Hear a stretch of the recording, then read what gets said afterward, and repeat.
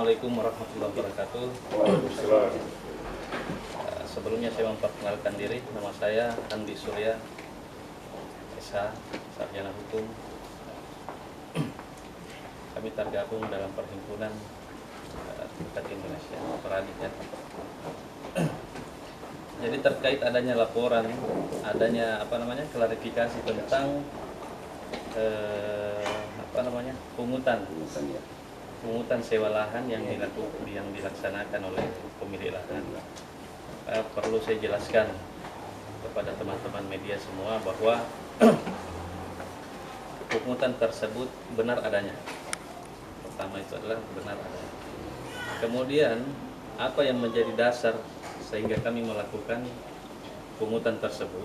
Salah satu diantaranya karena tidak adanya itikat baik dari pemerintah kota, yaitu Wali Kota Palopo, Pak Judas, dalam menjalankan isi putusan.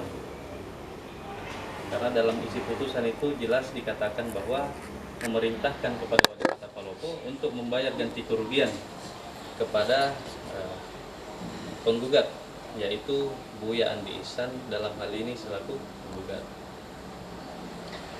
Oleh karena tidak adanya itikat baik tersebut, sehingga kami perlu melakukan langkah-langkah yang kami anggap penting untuk memperjuangkan hak-hak klien kami, seperti itu. Kemudian adapun berita yang tersebar tadi malam melalui salah satu media lokal menunjukkan, kalau menurut kami selaku kuasa hukum, menunjukkan bahwa pemerintah memang benar-benar tidak pernah ingin tidak pernah mempunyai itikat yang baik. Karena ada beberapa penyampaian dalam pertemuan tersebut. Beliau tidak mengutarakan apa solusi yang harus diambil untuk menyelesaikan persoalan antara Buya dengan pemerintah. Tidak ada solusi. Dalam berita itu justru menyebutkan bahwa melarang kepada pedagang untuk membayar sewa lahan. Padahal yang menjadi pertanyaan, apa haknya pemerintah untuk melarang orang membayar sewa lahan? Sebenarnya lahan ini milik siapa sih? Pemenang daripada persidangan beberapa kali ini sampai kepada PK, itu kan jelas pemenangnya adalah Buya. Yang aneh lagi, yang dikatakan oleh kuasa hukumnya pemerintah, bahwasanya perbuatan yang dilakukan kami Buya itu merupakan satu tindakan melawan hukum. Sekarang apa yang menjadi dasar tindakan melawan hukum? Apakah ada aturan yang mengatur, yang melarang seseorang mengambil manfaat di atas tanahnya sendiri? Apakah ada aturan yang mengatur tentang hal itu? Tentang larangan seseorang mengambil manfaat di atas tanahnya sendiri? Kalau memang ada, Pak, silakan tunjukkan.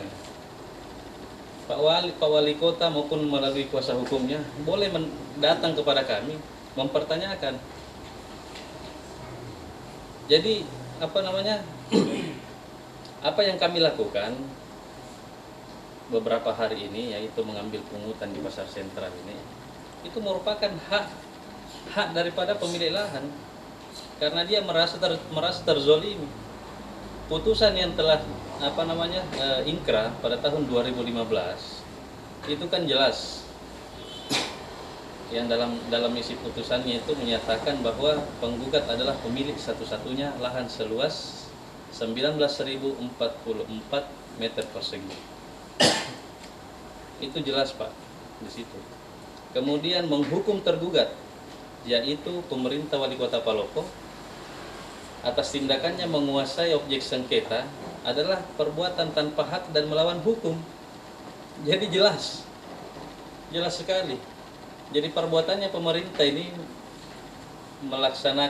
melakukan pembangunan di atasnya, kemudian menerbitkan HGB di atas tanah tersebut adalah salah satu tindakan yang jelas-jelas tidak mempunyai dasar hukum.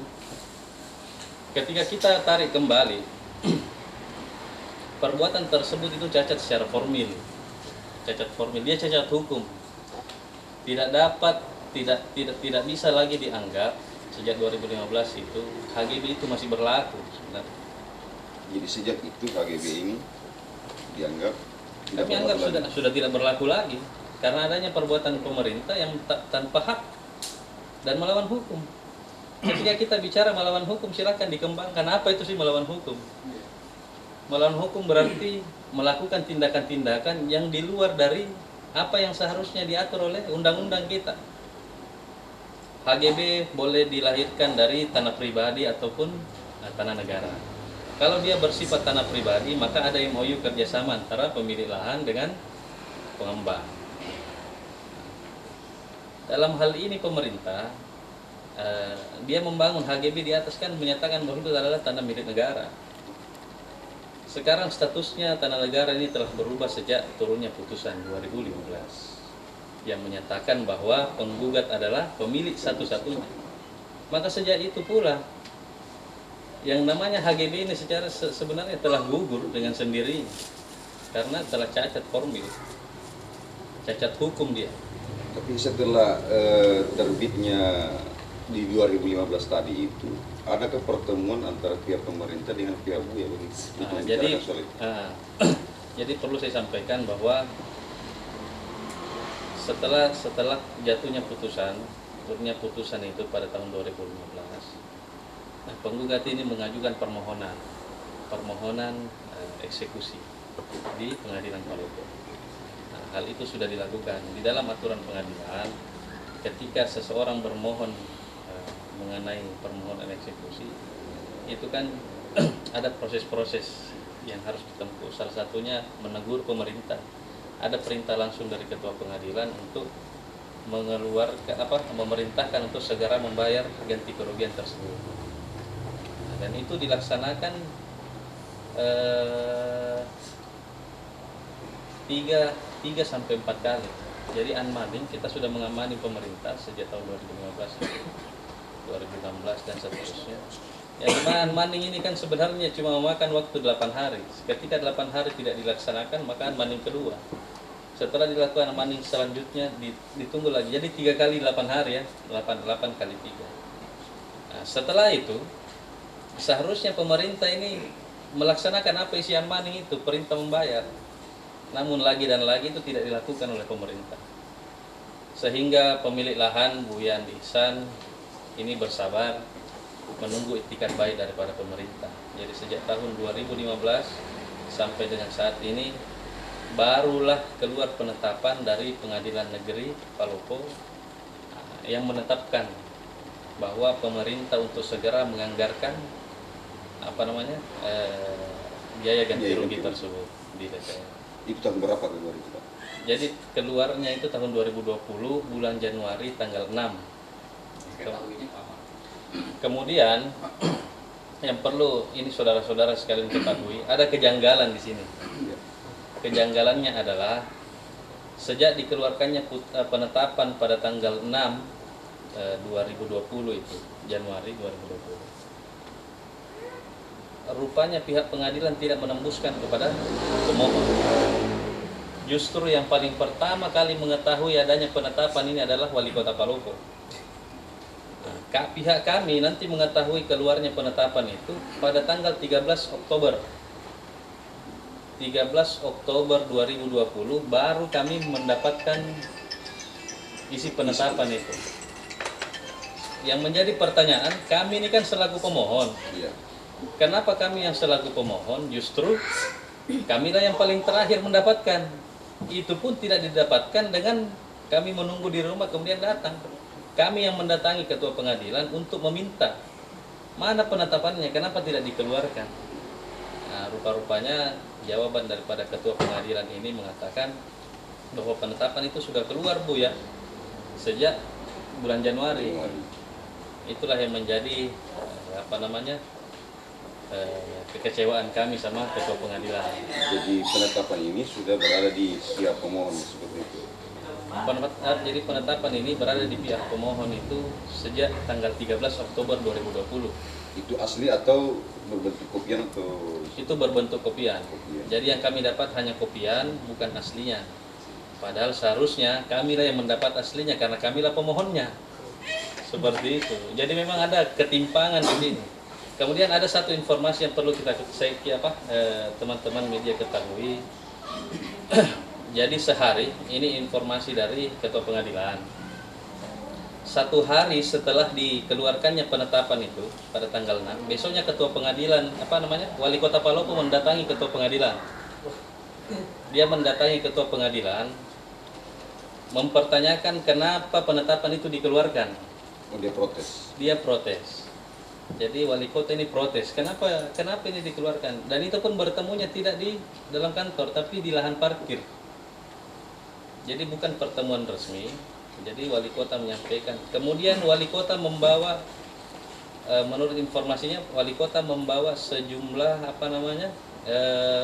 HGB di tangannya. Jadi dia memegang HGB, ada beberapa HGB di tangannya. Loh, ini kan kenapa dikeluarkan Pak Ketua? Ini HGB ada orang yang berhak di atasnya. Pak Ketua mengatakan, Ketua Pengadilan, bahwa ini merupakan haknya Buya, Pak. Kami tidak bisa lagi menahan karena dalam penetapan ini sebenarnya Buya ini sudah sangat bersabar, sehingga memang sudah seharusnya kami keluarkan ini penetapan. Kira-kira seperti itu. Jadi setelah ada kembali ini muncul pemberitaan dan statementnya dari pihak pemerintah kota, apa kira-kira upaya-upaya selanjutnya, apakah ada penutupan atau seperti apa nanti ke depan? Jadi upaya-upaya kami selanjutnya, yang pertama begini Pak, yang perlu saya sampaikan bahwa pemilik lahan ini saya sampaikan di hadapan kawan-kawan semua. Pemilik lahan tidak pernah ingin menutup itu yang namanya pasar. Tidak pernah mau menutup. Bahkan pemilik lahan mengatakan, Buya, seandainya ada pun perintah eksekusi atas lahan ini untuk segera dikosongkan, dia tidak akan lakukan. Kenapa? Karena dia kasihan dengan para pedagang. Nah, Buya merasa menzolimi pedagang kalau dia laksanakan, sekalipun itu haknya. Jadi Buya merasa zolim kalau dia melakukan itu. Mengeluarkan pedagang yang dimana di dalam pasar ini ada beberapa kepala keluarga yang cari makan di dalam. Tapi Buya tidak lakukan padahal haknya. Makanya inilah yang kami sampaikan kepada para pedagang. Kurang sabar apa kami nih? Kurang sabar apa ini pemilik lahan? Sampai rela mempertaruhkan apa yang menjadi haknya demi kepentingannya kan dia. Lantas apa yang kami lakukan? Meminta sewa atas lahannya. Itu pun dengan harga yang tidak seberapa. Tapi susahnya minta ampun, tidak ada kerjasama yang baik. Kemudian perlu saya sampaikan lagi, saudara-saudara sekalian, dalam pemungutan lahan itu kami tidak asal-asal melakukan pungutan. Jadi ada prosedur yang kami lalui. Salah satunya, sebelum kami memungut biaya sewa atas lahan tersebut, kami telah meminta persetujuan terlebih dahulu kepada seluruh pedagang yang ada di pasar. Melalui pernyataan, kami membuatkan satu pernyataan, kemudian kami bagikan kepada pedagang untuk membuktikan bahwa yang dimana isi pernyataan tersebut itu salah satunya mengakui kepemilikan tanah Buya, kemudian setuju untuk membayar sewa lahan di atas tanah milik pemilik yang sah. Nah, jadi ada lagi satu pertanyaan sedikit ini, Bang. Saya dapat informasi dari masyarakat bahwa ketika pihak Buya melakukan pungutan, pemerintah juga melakukan pungutan, yang merasakan nanti dampaknya kan si pedagang itu. Ya. Nah, kira-kira seperti apa solusinya ke depan nanti supaya masyarakat bisa nyaman? Jadi tentunya begini Pak, tentunya kami akan melakukan upaya-upaya yang terbaik kira-kira yang tidak merugikan para pedagang. Salah satunya adalah jika pedagang itu merasa berat dengan nilai sewa, maka salah satu solusi sebenarnya begini, pedagang ini merasa rugi, merasa berat untuk membayar sewa ini kan bukan karena nilainya, karena adanya oknum-oknum yang merasa masih memiliki HGB yang mempersewakan tempat tersebut. Padahal sebenarnya sejak 2015 mereka tidak boleh lagi mempersewakan karena melanggar undang-undang, Pak. Itu melanggar undang-undang berdasarkan pasal 385 ayat 1 sampai sekian. Itu dengan jelas diterangkan di situ. Kemudian melanggar pasal Perpu nomor 51 tahun 1960 tentang larangan memakai tanah orang tanpa izin. Itu jelas, Pak. Sebenarnya kami untuk kalau kami mau berbuat pemilik lahan mau berbuat mau melakukan langkah-langkah hukum, kami bisa pidanakan seluruh orang yang mempersewakan tanah di atas itu. Ada yang menyewakan dengan nilai 30 juta per tahun, ada yang menyewakan dengan nilai 60 juta per tahun, ada yang menyewakan, bahkan yang lebih mirisnya los lapak yang ada dalam pasar itu kan ada pemilik HGB-nya. Ini kemudian disewakan lagi kepada orang lain. Nah, si penyewa ini menyewakan lagi. Bayangkan, Pak, yang kami dapatkan di lapangan, ada seorang pedagang lombok tomat itu emperannya itu seluas karung saja, tapi dia dikenakan sewa 25 juta per tahun. Bayangkan, 25 juta per tahun, Pak. Dikali ada 3 orang yang menyewa di hadapan losnya, itu mereka dikenakan. Jadi kalau kita berhitung berarti keuntungan si pemilik los ini 75 juta per tahun. Buya masuk dengan tidak seperti itu. Buya masuk dengan memberi sewa lahan berapa? 5.000 perak per hari. Yang kalau dikalikan itu cuma kena berapa 150.000 per bulan. 1,8 per tahun. 1,8 per tahun. Apa tidak kurang baik? Bagaimana Buya ini sampai akhirnya uang 5.000 ini dipermasalahkan. Nah, kalaupun ada misalnya nilai yang lain seperti ruko dan lain-lain. Ruko itu nilainya kami pungut sewa itu sekitar sewa atas tanahnya itu 50.000 per hari. Yang kalau dikalikan setahun itu kenanya 18 juta. Padahal umumnya orang yang mengontrak di situ nilainya berapa? 45 sampai 50 juta per tahun, Pak. Jadi bisa kita bayangkan sama-sama, pikirkan sama-sama. Bagaimana Buya memposisikan ini dirinya, padahal ini haknya.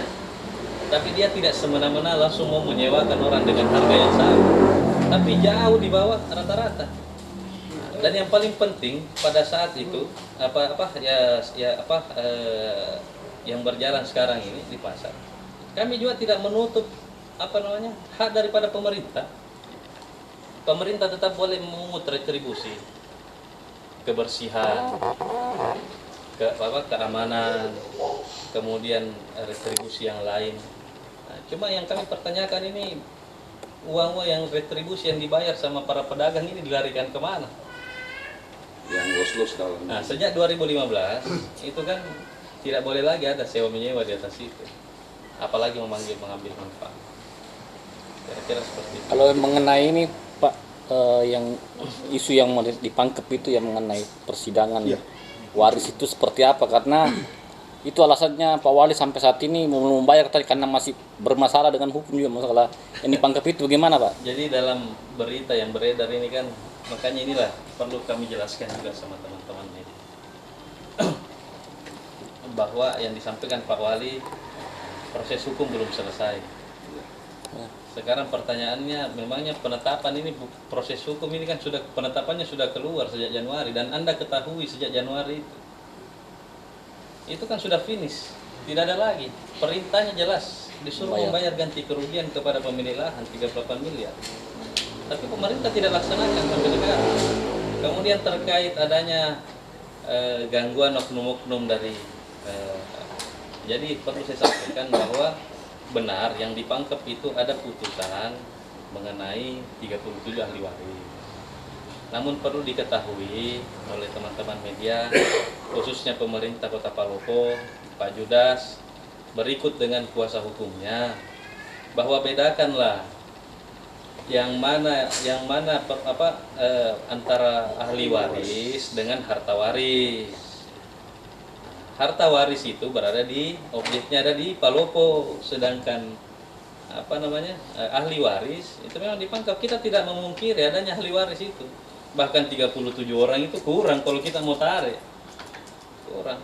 Tapi yang tertera dalam surat hasil putusan 2015 kemarin itu atas nama siapa di situ? Kalau yang tertera dalam putusan itu kan jelas namanya Buya selaku ahli waris berdasarkan kuasa substitusi dari ayahnya. Jadi perlu saya luruskan lagi bahwa Buya tidak mengklaim dirinya sendiri atas nama ahli waris. Satu-satunya yang dimaksud dalam putusan ini adalah Andi Baso Matkotorang, ayah daripada Buya Andi Ihsan. Dialah orang yang satu-satunya. Tapi karena beliau sudah meninggal diwakili oleh anaknya berdasarkan kuasa substitusi, nah, sehingga turunlah kepada Buya. Karena banyak juga yang mengartikan di luar ini Buya mengklaim dirinya satu-satunya. Bahkan ada yang muncul tiba-tiba pihak lain. Ya ada lagi yang muncul tiba-tiba pihak lain. Intinya seperti ini Pak. Jadi harta waris yang ada di sini tidak ada hubungannya dengan orang Pangkep. Harta waris yang ada di Kota Palopo ini tidak ada hubungannya dengan orang Pangkep. Orang Pangkep ini cuma ponakan dari nenek kami lah. Sedangkan Buya ini adalah pewaris langsung. Karena tanah ini merupakan tanah Sundrang. Sundrang ini kalau kita bahasa Bugis, mahar. Mahar yang sudah diturunkan kepada istrinya. Seperti itu. Jadi ini mahar Pak. Yang namanya mahar ini kan dihibahkan kepada istrinya. Tidak bisa lagi ditarik. Bahkan Andi Matkotorang pun selaku suaminya tidak punya hak lagi atas tanah itu. Yang dipangkep ini keluarga-keluarga dari runutan dari Andi Matkotorang. Nah, dia merasa dia memiliki hak di situ. Padahal ini tanah ini adalah tanah mahar. Jangankan Anda yang 37 orang itu, Andi Matkotorang pun tidak punya hak lagi atas tanah itu karena merupakan mahar. Tapi kenapa kenyataannya tiba-tiba ada yang mengatakan ini saya juga berhak. Seperti itu kan aneh Pak. Jangan nanti begitu ada sudah hampir dapat orang uang baru kamu muncul semua. Malu-malulah sedikit. Apalagi Anda ini kan sarjana-sarjana hukum. Iya kan? Sama seperti siapa yang memotor ini kan Pak Indra Jaya. Om saya juga, paman saya juga. Ya, Anda kan sarjana hukum, bekas ketua kepala pertanahan. Masa persoalan begini Anda tidak bisa bedakan yang mana yang menjadi hak Anda sama yang bukan hak Anda. Seperti itu. Jadi kira-kira ke depannya ini untuk solusi terbaiknya supaya pedagang di dalam merasa nyaman, karena pihak pemerintah kan otomatis sampai sekarang pasti masih mengklaim juga bahwa dia masih bisa di dalam. Jadi apa harapannya ke depan? Harapannya ke depan ini ya kami minta sebenarnya simpel saja. Pemerintah bayarlah utang Anda. Jangan Anda lama-lama membayar utang. Kasihan kami Pak. Kami ini sudah 40 tahun menderita. Ini kan hak kami. Uang juga kan bukan uang pribadi Anda yang mau dipakai. Uang anggarkan saja. Kalau Anda merasa memang pemimpin yang baik. Kemudian ada yang penting yang perlu saya sampaikan. Bahwa sebaiknya pemerintah ini memberikan informasi-informasi kepada para pedagang, terkhusus para pedagang yang hadir kemarin pada pertemuan itu. Berilah informasi-informasi yang mencerdaskan pedagang. Berilah informasi yang kira-kira tidak menyesatkan para pedagang. Kenapa saya katakan tidak menyesatkan? Akhirnya pedagang di bawah Pak, berani melakukan tindakan-tindakan melawan hukum. Berani melawan kami selaku pemilik tanah dengan tidak mau membayar, dengan alasan-alasan yang lain. Katanya dari pemerintah kami Pak, wali kota suruh kami begini Pak, perlihatkan ini. Apa maksudnya? Kalau Anda pemerintah yang baik kan aja kami ketemu, kita rembukan sama-sama. Apa mau Anda, apa mau kami? Jangan Anda putuskan sendiri. Kemudian dikatakan juga dalam berita itu akan membayar kami setelah tahun 2026. Pertanyaannya, 2026 ini Anda masih jadi wali kota atau tidak? Coba 2023. September 2023. Presiden saja ini ya, tidak ada yang 3 periode Pak, semua cuma 2 periode. Ini Pak Wali harus sadar tentang itu. Mau membayarkan orang tahun 2026, Anda sendiri sudah habis 2023. Bagaimana ceritanya? Jangan terlalu yakin Pak. Jangan terlalu yakin. Jangan karena Anda berpikir punya penerus dan apalah ya, saya tidak sebutkan namanya ya. Merasa mau dipilih, tidak ada yang mau pilih Anda kalau seperti itu. Tapi kalau Anda menunjukkan cara-cara yang baik, maka insya Allah orang akan memilih orang yang terbaik. Jadi kalau orang seperti ini Pak, kalau sudah biangnya seperti itu, yang tidak usah dipilih lah yang lain-lainnya.